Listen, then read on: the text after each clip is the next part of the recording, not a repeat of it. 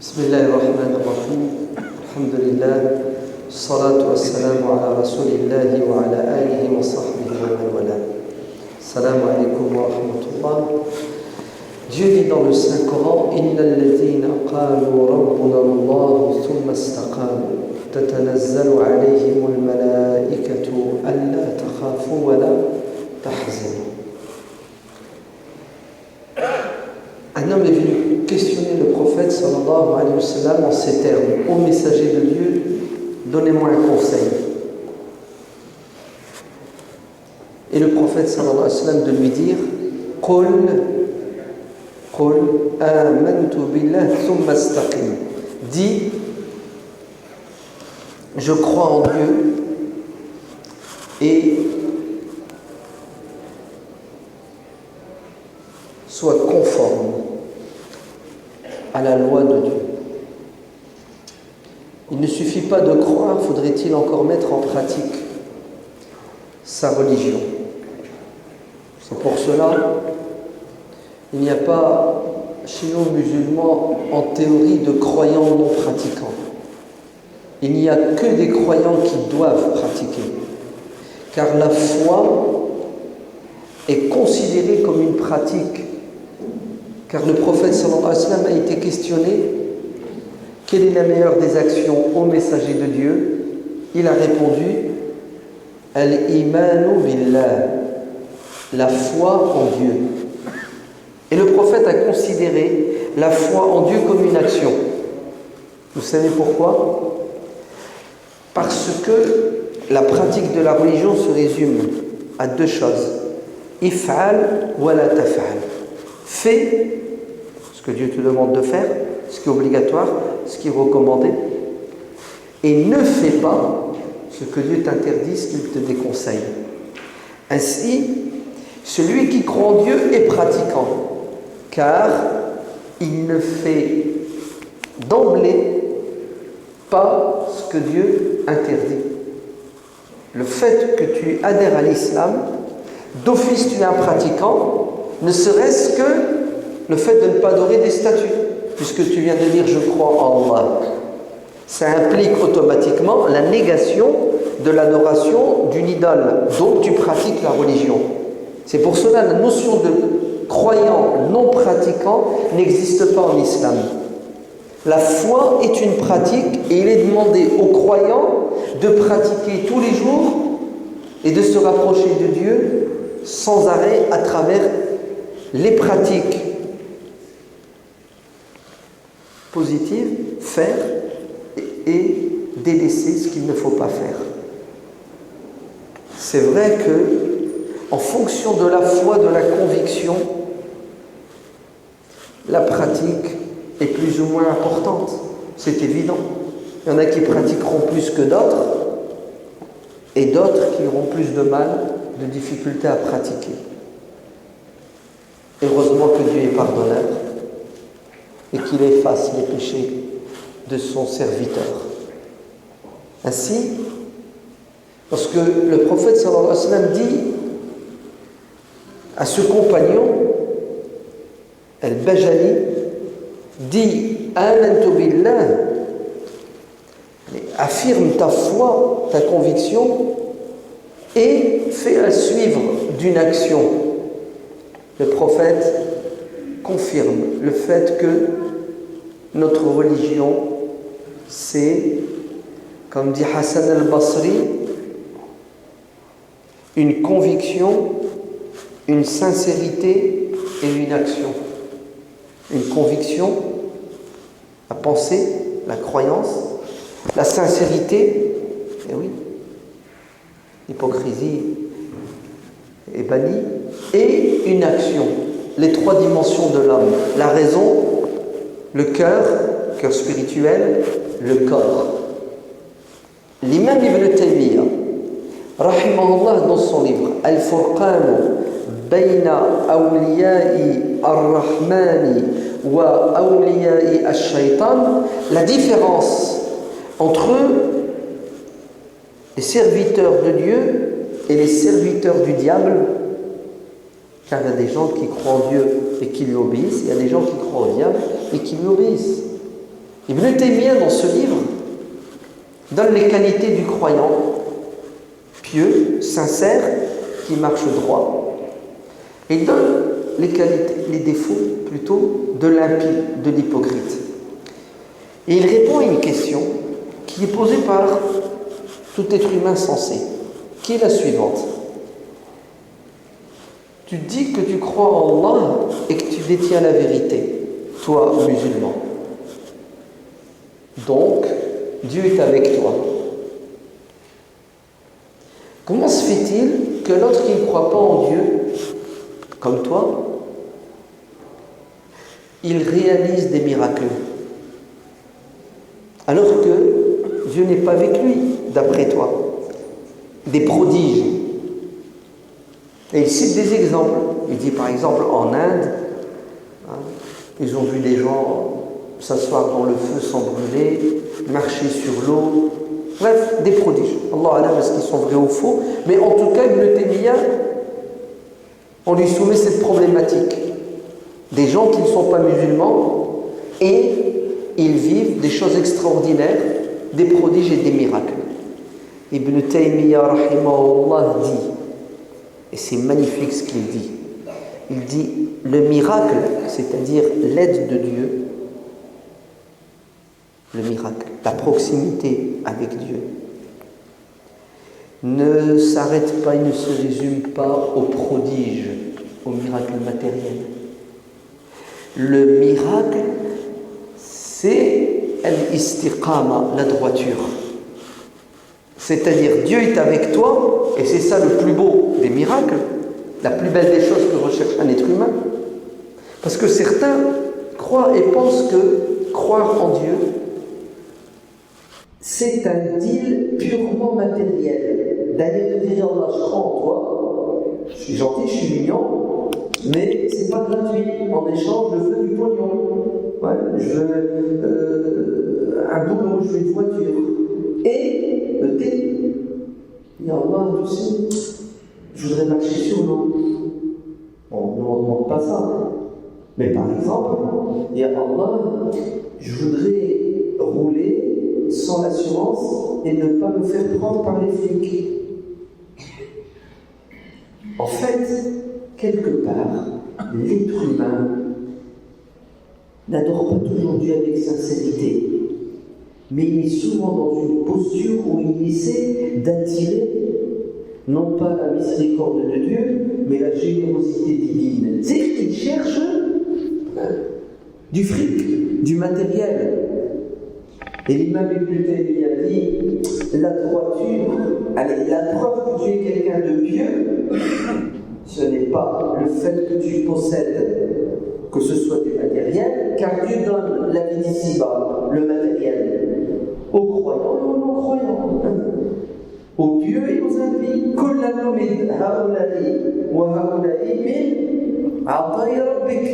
C'est-à-dire Dieu donne à tout le monde. Par contre, le din, la droiture, Dieu ne la donne qu'à ceux qui la méritent, ceux qui sont sincères et qui se conforment à la volonté divine.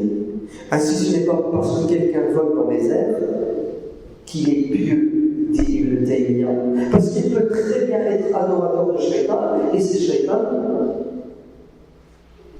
qui lui a offert un jet privé satanique. C'est-à-dire, Ibn Taymiyyah explique que on aura ce que l'on mérite. Et la plus belle des choses qui revient à un croyant sincère, c'est la droiture. Al-karamatu, dit Ibn Taymiyyah, le prodige de miracle, Dieu est avec toi, Dieu te donne, c'est le fait qu'il te maintienne et te préserve dans as-sirat al-mustaqim. C'est pour ça que 17 fois au minimum par jour, nous demandons à Dieu ihdina as-sirat al-mustaqim. Et son élève Ibn Qayyim al-Jawziyya, dans Manazil al-Salikin, fi Manazil al-Salikin, il explique ce verset, Iyyaka na'budu wa iyyaka nasta'in. Ça fait 4 volumes. Vous savez ce que dit Ibn al-Qayyim? Il dit tous les livres révélés par Dieu sont résumés dans le Coran. Tous les livres que Dieu a révélés aux 314 prophètes sont résumés dans le Coran. Et le Coran tout entier est résumé dans une sourate, la Fatiha. Et la Fatiha tout entière est résumée dans un verset. Iyyaka na'budu wa iyyaka nasta'in. Ô Seigneur, c'est toi seul que nous adorons, et c'est toi seul à qui nous demandons de l'aide. Ainsi, nos règles expliquent as-sirat al-mustaqim en disant que c'est la voie droite, le chemin le plus court pour atteindre son objectif.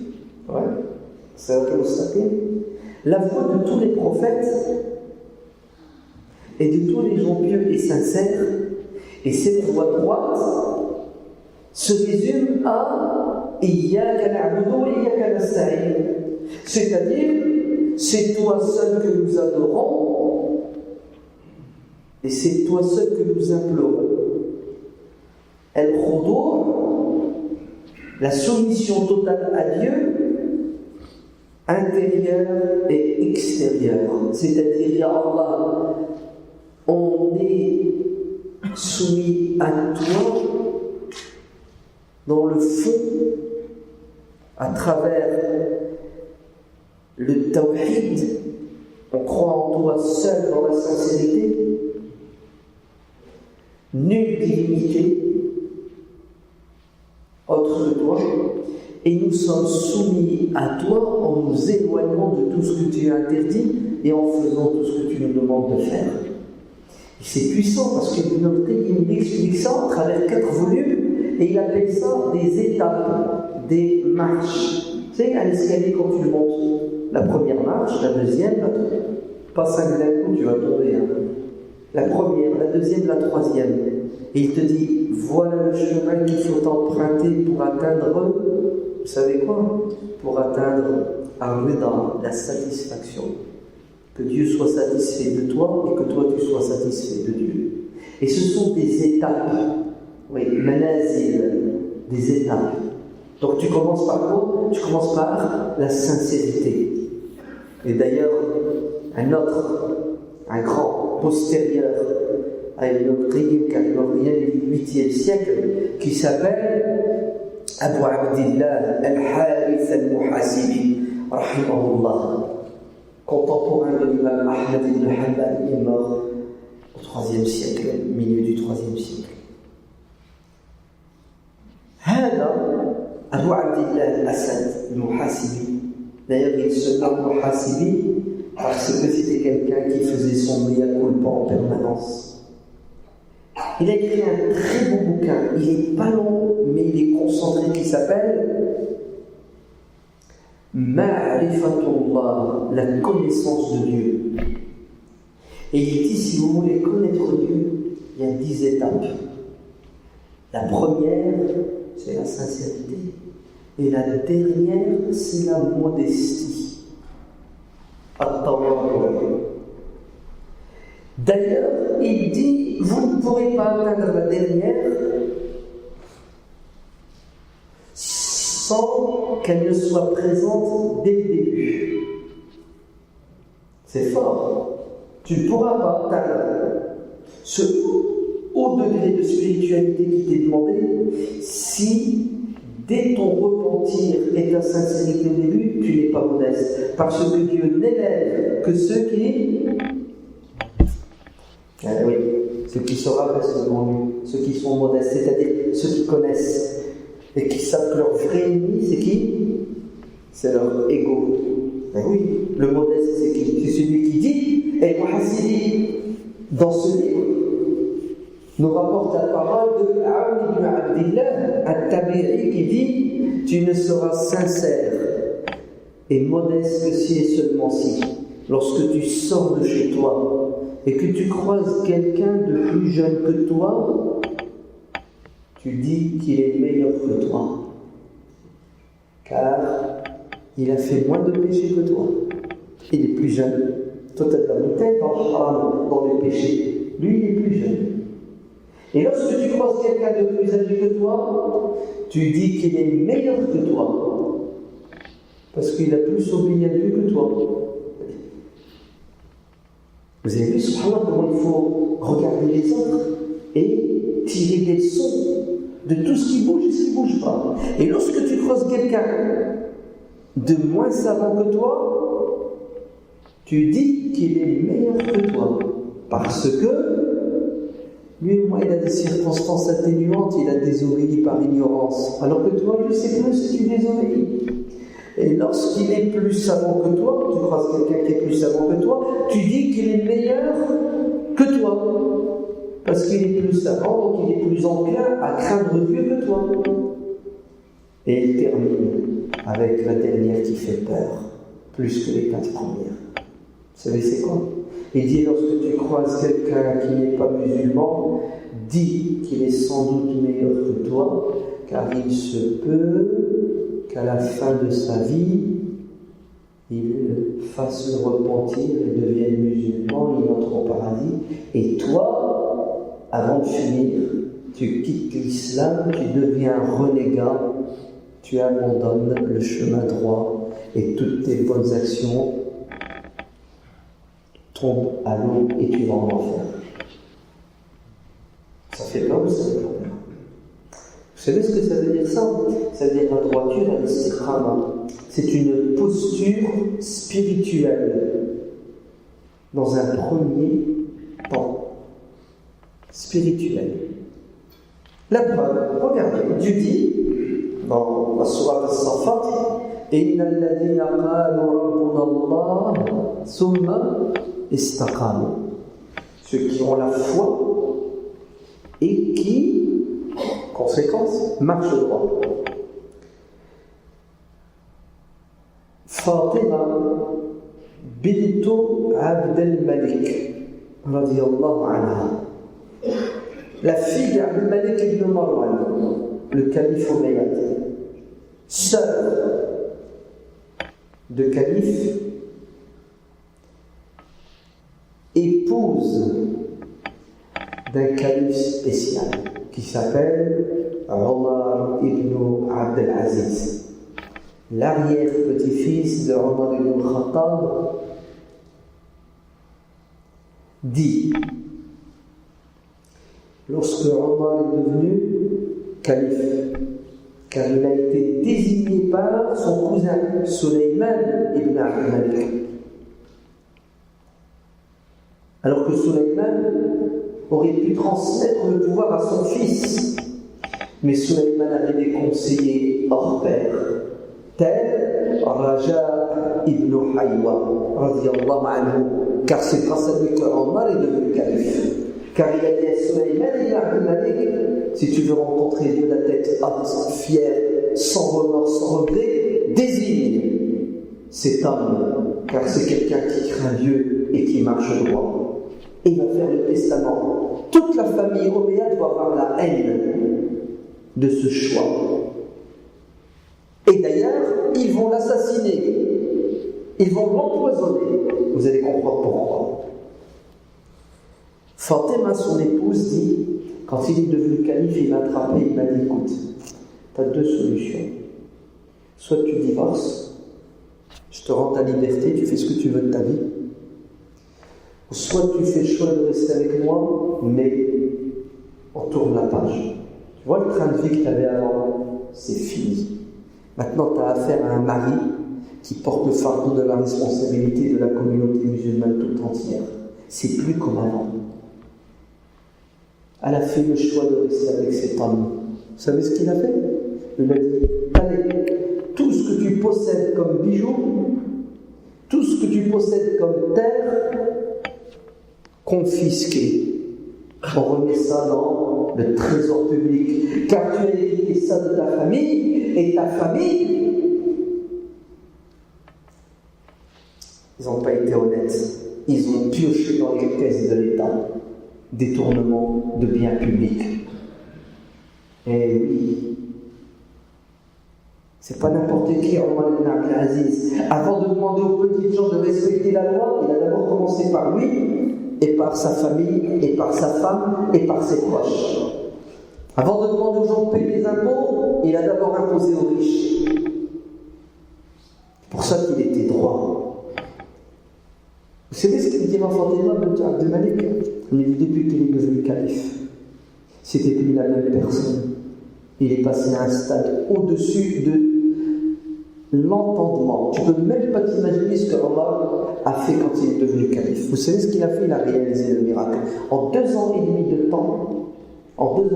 temps, il a permis à la communauté musulmane et non musulmane, tous les citoyens de l'Empire musulman, de vivre 2 ans et demi dans la paix, finis les guerres fratricides, dans la justice, écoutez bien, et dans l'abondance. Grâce à la droiture de Omar ibn Abdelaziz, le peuple tout entier est devenu droit. La preuve, quand il est devenu calife, quand les gens se croisaient, s'arrêtaient, discutaient entre eux, vous savez de quoi il parlait? Il parlait de la prière, il parlait du jeûne, il parlait du Coran. Avant, quand c'était Sulayman ibn Abd Malik, il parlait des maisons. Quand c'était l'autre, en fait, les gens étaient à l'image de leurs dirigeants. Eh oui. Alors Fatima raconte que quand il est devenu calife,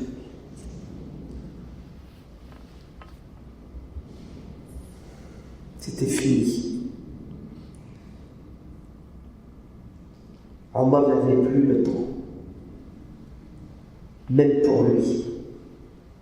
Une fois, il était tellement fatigué, épuisé, qu'il a arrêté de travailler et il a voulu faire une sieste. Et son fils, Abdel Malik, qui était un homme pieux, l'interpelle en disant: Papa, tu dors alors qu'il y a encore des gens qui attendent à la porte pour recevoir leurs droits. Tu vas dire quoi à Dieu si tu le rencontres alors qu'il y a encore des injustices? Et le père peut lui dire: Fiston, j'en suis conscient, mais je suis fatigué. Je n'ai qu'une monture. Si je ne l'aménage pas, j'arriverai pas à atteindre mon objectif. Vous savez qu'est-ce qu'a dit Fatima bint Abd Malik? Elle a dit que son ami,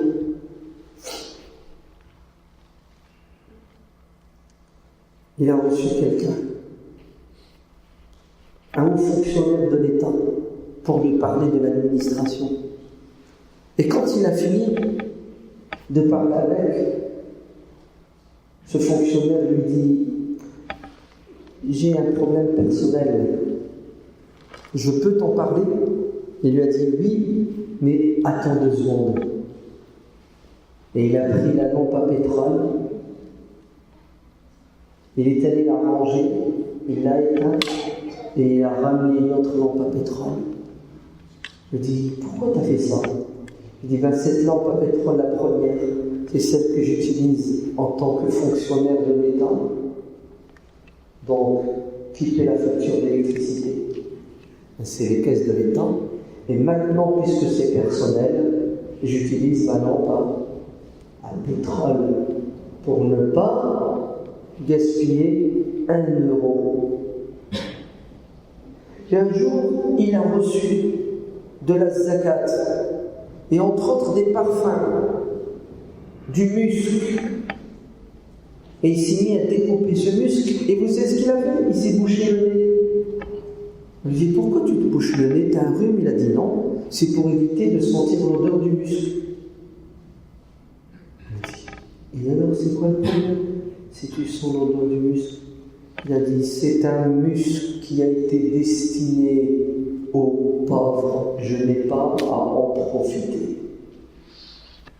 Waouh! Même l'odeur du musc, tu fais attention? Quelle droiture! C'est impressionnant, non? Un homme a fait des centaines de kilomètres, et c'était un chrétien, et il est venu se plaindre d'une injustice qu'il a subie. En fait, il est monté dans les cours l'appel, la cassation, jusqu'au Conseil d'État. Et quand il est arrivé, Omar ibn Abdelaziz l'a reçu, il lui a donné raison, et au moment où cet homme voulait rentrer chez lui, Omar l'arrête et lui donne une bourse. Il lui dit: pourquoi cet argent? Il lui a dit: c'est pour ton déplacement. Ce n'était pas à toi de venir vers la justice, mais c'était à la justice d'aller vers toi. Ainsi, je crains de rendre des comptes à Dieu. C'est impressionnant. Et wallah, des histoires véridiques, réelles, comme ça, sur Omar ibn Abdelaziz, il y a tout un livre, écrit par Ibn al-Jawzi. Et d'ailleurs, je vous annonce une bonne nouvelle, il est traduit en français. Vite, courez, achetez-le.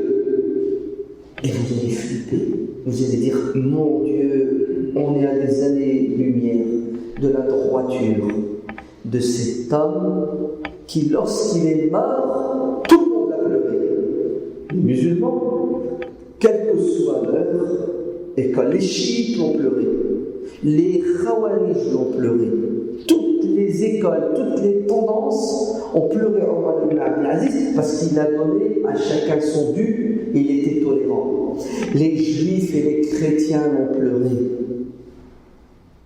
car on n'avait plus connu autant de justice, de droiture depuis Ali ibn Abi Talib, depuis les 4 califes. Il a redoré le blason de l'islam et de la communauté musulmane grâce à sa droiture. Est-ce que vous savez qu'il a fait un appel? Tellement il y avait la baraka, les caisses débordées, il n'y avait pas de déficit, au contraire, il y avait un excédent budgétaire. Et il a appelé tous les gens endettés à venir recevoir la somme d'argent pour éponger leurs dettes. Et il a payé les dettes à tout le monde. Et ensuite, il restait encore des milliards dans les caisses de l'État. Vous savez ce qu'il a fait? Il a appelé tous les jeunes en âge de se marier et qui n'ont pas les moyens de venir prendre ce dont ils avaient besoin, un chèque pour se marier, pour la dot et les festivités. Tout esclave qui veut racheter sa liberté et qui n'a pas les moyens, qu'il vienne. Mieux, vous savez ce qu'il a fait? Toute personne handicapée, aveugle, moteur, grâce à Omar, se retrouve pris en charge par un infirmier, une infirmière payée par l'État. Oui, l'allocation adulte handicapé pour servir ces gens-là. Il est allé plus loin, Omar, vous savez ce qu'il a fait? Il est allé jusqu'à faire des lois pour la protection du monde animal. Une loi qui interdit aux gens de taper la discussion du haut de leur monture. Si tu veux parler avec ton pote, tu descends de ton chameau, de ton cheval, car il n'a pas été fait pour servir de fauteuil. Oui. Et wallah, on pourra en parler pendant des heures. Mais je vais m'arrêter ici en vous disant, Omar ibn Abdelaziz, sa droiture et sa piété ont eu un impact et une conséquence sur la société, sur la communauté. Omar ibn Abdelaziz, parce qu'il était sincère et il était pieux, a changé le monde musulman. Mais bien entendu, on ne peut pas plaire à tout le monde. Les hypocrites, les égoïstes n'ont pas supporté sa justice.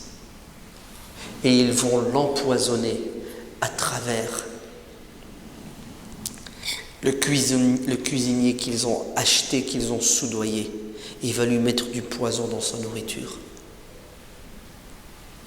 Et vous savez ce que va faire Omar?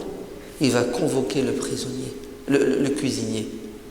Il va lui dire: pourquoi tu as fait ça? Ils m'ont payé, dit-il. Et Omar lui dit: Subhanallah, tu avais besoin d'argent, il fallait me le dire. Va, je te pardonne. Sa femme dit, on était à son chevet quand il était en train de mourir, et à un moment donné, il nous a dit, sortez de la chambre, laissez-moi tout seul. Tout le monde est sorti et elle est restée à la porte, assise en train de pleurer son mari.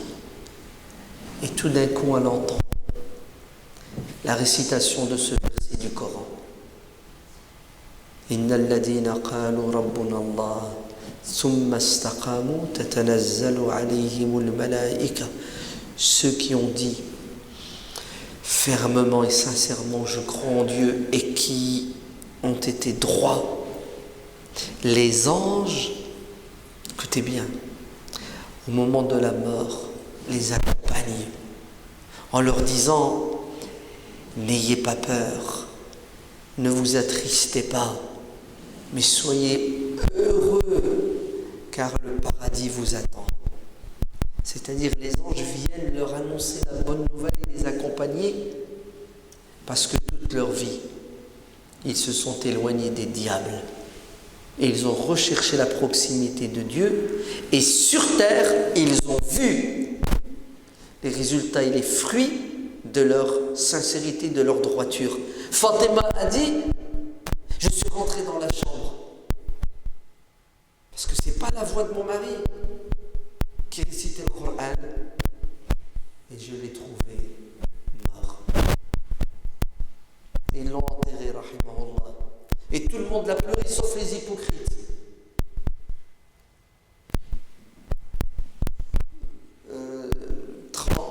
31 années plus tard, en l'an 132 de l'Hégire, il va y avoir un coup d'État. Les Abbassides vont prendre le pouvoir, tellement ils avaient de la haine envers les Omeyyades. Et lorsqu'ils vont prendre le pouvoir, ils vont pourchasser la dynastie, la famille Omeyyade. Ils vont les tuer partout. Et leur haine n'aura pas de limite, si bien qu'ils vont aller dans les cimetières. Et ils vont exhumer les corps. C'est-à-dire qu'ils vont déterrer les corps des califes, des rois. Ils vont les déterrer et jeter leurs os dans les décharges publiques, sauf la dépouille d'une personne. Ils ne l'ont pas touché, ils l'ont respecté. Qui ça? Omar ibn Abdelaziz. Sa droiture a été bénéfique pour lui de son vivant. Après sa mort, dans sa tombe, pour lui, pour certains de ses proches, mais pour 99% du peuple. Et c'est comme ça qu'on doit comprendre notre religion. La piété, la droiture ne se résume pas à la prière, au jeûne, à des actes rituels fondamentaux ou secondaires. La piété et la droiture, c'est le spirituel, le rituel, le politique, l'économique, le social, le ludique. Tu viens à la mosquée pour te recharger, charger les batteries, et quand tu sors et tu vis dans la société, les gens voient, sentent, goûtent à ta droiture. Et c'est ce que Dieu dit dans le Coran. Inna as-salata tanha 'anil fahsha'i wal munkari. Ta prière, accomplie comme il se doit, a un impact sur toi dans la société, car elle te dissuade de faire le blâmable et la turpitude. C'est puissant quand même. Allez, tu rentres dans la mosquée, tu prends une douche. La prière, c'est une douche. Tu demandes pardon. Pour demander pardon, il faut d'abord être conscient qu'on a des péchés. Oui ou non? Donc c'est bien, ça veut dire que tu es éveillé, tu as une conscience. Donc tu demandes pardon, tu demandes à Dieu de l'aide. Ihdina sirat al-mustaqim. Seigneur, préserve-moi, garde-moi dans la voie droite. Parce qu'il ne suffit pas d'être musulman, faudrait-il encore le rester de tout temps et partout. Vous avez compris? Wala tamutunna illa wa antum muslimun. Il faut être musulman, oui, bien sûr, mais il faut le rester. On n'est pas à l'abri d'une peau de banane. partout.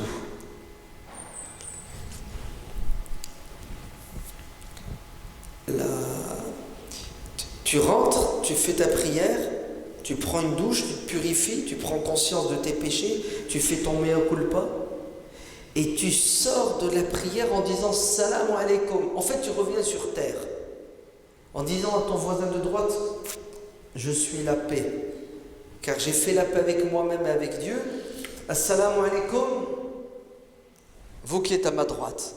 Assalamu alaikum, vous qui êtes à ma gauche.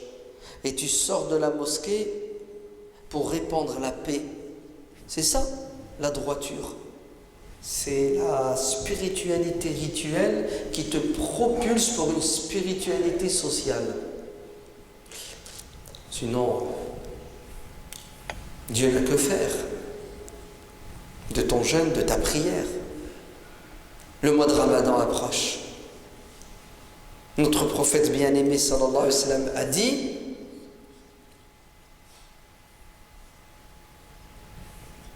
tes veillées nocturnes et ton jeûne diurne. La journée tu galères, tu jeûnes. La nuit tu veilles. N'auront aucun effet positif sur toi, sur terre et dans l'au-delà, si tu ne t'abstiens pas. Tu ne t'abstiens pas de commettre quoi? La turpitude. Dites-moi, comment vous expliquez le fait que le musulman va sortir de chez lui, va venir à la mosquée pour faire tarawih après une journée de jeûne, et il va se garer sauvagement. Et il va gêner les voisins de la mosquée. Et il va faire du bruit. Et il va parler à minuit, 1h30 du matin, sur la voie publique, en criant, en rigolant, en hurlant. Dites-moi, c'est quoi cette schizophrénie? La droiture et de l'autre côté, l'imposture. Mais oui, c'est contradictoire, c'est pas possible. Le mec qui vient faire le Jumu'ah, c'est ça. Il arrive à la bourre, il fait quoi à votre avis?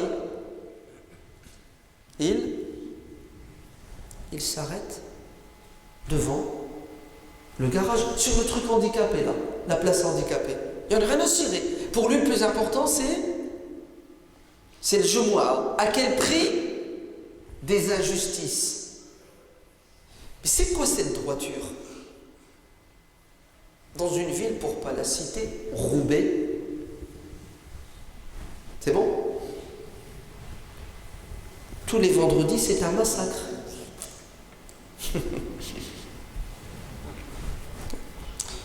Tous les vendredis, c'est un massacre. Qui témoigne du massacre? Vous savez qui? Les chauffeurs de bus. Chauffeurs de bus musulmans. Le vendredi, ils arrivent devant la mosquée. Vous savez ce qui se passe? Il s'arrête et il éteint le bus et il attend. Parce que le bus passe devant la mosquée, la route est bloquée. La route est bloquée.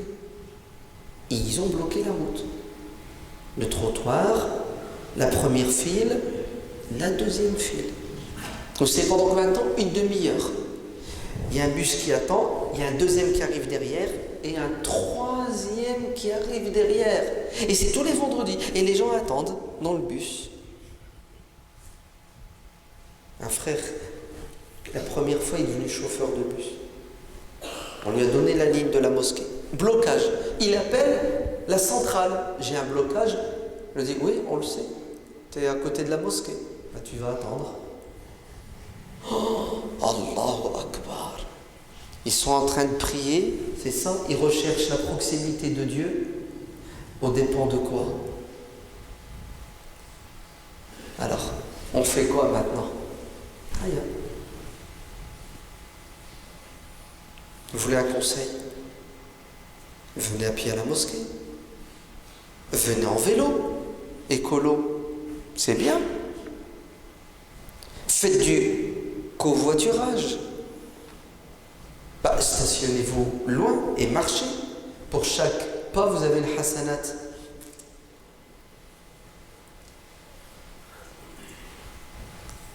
Mais ne commettez jamais. Des incivilités au nom de votre religiosité. Parce que vous ne vous rapprochez pas de Dieu, car vous éloignez les gens de Dieu. Impossible, vous ne vous rapprochez pas de Dieu. C'est du pipeau, c'est du baratin. C'est pas vrai. Faites Tarawih avant l'Isha. Faites Tarawih avant l'Isha. C'est une solution. Parce que nous sommes en été, c'est le solstice d'été, El Maghrib est tard, 22h15, et l'Isha sera à minuit et quart. C'est une catastrophe. Faites Tarawih une demi-heure avant l'Isha, faites l'Isha et rentrez chez vous. Sinon, ne faites pas le Maghrib à 10h15. Restez chez vous, mangez, venez à la mosquée à 11h pile, faites le Maghrib, le Isha, 4 rak'at de Tarawih, à 11h30, c'est plié, emballé, rentrez chez vous, vous reposez, dormir, car les journées sont longues, fatigantes, et il ne faut pas déranger les voisins. Au nom d'une sunna qui s'appelle Tarawih, vous sacrifiez un fard qui s'appelle respecter les voisins. Et vous me parlez de droiture, vous craignez Dieu, qu'est-ce qui vous a piqué comme mouche, chers musulmans? Vous avez oublié le fond et vous avez donné de l'importance à l'apparence, alors que l'apparence ne sert à rien si le fond n'y est pas. La droiture, la sincérité ne peuvent avoir qu'un impact sur notre comportement. Et s'il n'y a pas d'impact, c'est qu'il faut remettre en question notre sincérité et notre compréhension de l'istiqama. C'est clair? Bon, on ne va pas parler pendant des heures, puisque l'istiqama c'est de l'action et non pas de la discussion. À vous la parole si vous avez des remarques, des critiques, des suggestions. Si vous n'avez rien à dire, c'est super.